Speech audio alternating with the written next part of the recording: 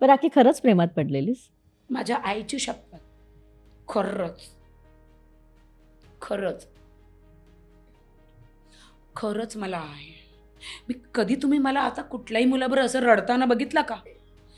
Big बॉसने मला इव्हेक्ट केलं. माझा असं वाटलं की मी बिग बॉसला एक मोठा दगड मारू. खरंच तुम्ही मला दरवेळी काढता पेटी घेऊन. हो. अरे पेटी सोडा, पण आता तुम्ही मला नका जिंकू, चला ठीक आहे, पण लास्टच्या 2 दिवसा अगोदर काढा ना, मला राहू द्या ना त्याच्यासमोर.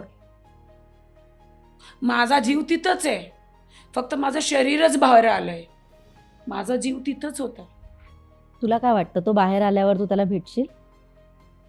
नाही, ते सदमाची स्टोरी होती ना, श्रीदेवी, कमला हसन, तिची यादशक्ती येते आणि तो किती असं असं करतो, ती ओळखत नाही त्याला. तर मी कमला हसन आणि तो श्रीदेवी राकेश बाबू. बाहेर येऊन तो मला नाही ओळखणार आहे, काय माहीत. तो पुण्याला राहतो, मी दुबईला राहते. मी त्याला सांगितलं मी दुबई सोडू शकते तुझ्याबरोबर. आणि माझ्याशी खूपच मोठी चुकी झालेली की मी एका दुसऱ्या कास्टमध्ये लग्न केलेलं, ते माझ्या आईबाबाला नाही आवडलेलं. तर मी सांगितलं एखादा हिंदू मुलगा आला की मी करेल. अजून माझं आयुष्य संपलं नाहीये, अजून माझं लग्न करायची वय आहे, मुलं करायची माझी वय आहे.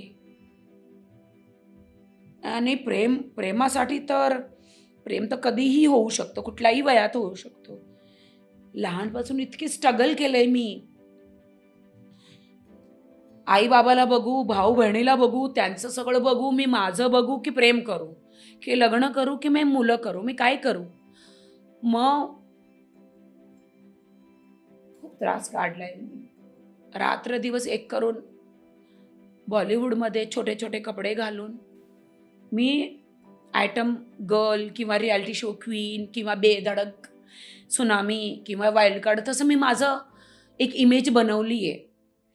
आणि आजपर्यंत किती मुले आल्या आणि गेल्या, 36 येतात आणि 36 जातात. राखी सावंत तिथेच आहे.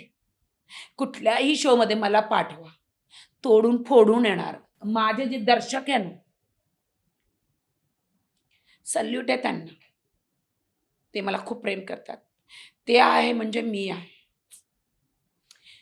मला हे सांगायचं, हे बघा, मी हे सगळं नाही केलं तर मी काय करू. भरपूर लोक शॉर्टकट अपनवतात, मी नाही अपनवत.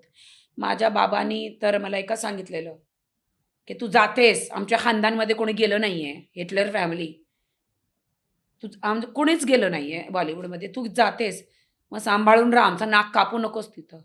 मी सांगितलं की बाबा मला आयटम माहीत नाही, आयटम गर्ल काय असतं, अरे कसे कपडे घालतेस तिथे, ही काय आहे. मी सांगितलं बाबा मी नाही केलं तर दुसरी मुली करतात ना, तिथं भरपूर लोक काय काय करतात, मी तसं काही करणार नाही, पण मला एक आयटम नंबर करू द्या ना, मला आवडतं डान्स करायला. आता तिथं बॉलिवूडमध्ये माझा कुठला बाप थोडी ना बसलाय की मला साडी घालणार, नऊवारी घालणार किंवा साडी घालून मला सांगणार की तू नाच. पहिले जमाने मीना कुमारीचे वेगळे होते. साडी घालून न जाओ सैया छुडा के बैया, रडत राहा आणि ती सुपरहिट होतात. इथं साडी काय, इथं साडी काढली की सुपरहिट होतात. साडी घालून सुपरहिट होत नाही बाई, साडी काढतात म्हणजे तू इथं सुपरहिट होतात. छोटे छोटे, जितके छोटा ड्रेस इतका मोठी हिरोईन. तुम्ही बघा नेक्स्ट डोअर गर्ल, पहिल्या दिवशी सलवार कमीज साडी घालून येते, दुसऱ्या चित्रपटमध्ये डायरेक्ट टू पीस मध्ये येते. का बरं? जो दिखता है वो बिकता है. ते जसं दिसतं म्हणून ते विकतं.